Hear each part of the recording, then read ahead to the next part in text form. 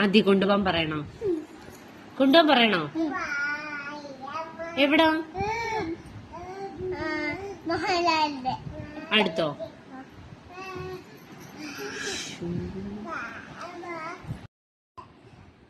വിളിച്ച് പറയണോ? പറയാം. വീഡിയോ കോൾ ചെയ്യണോ?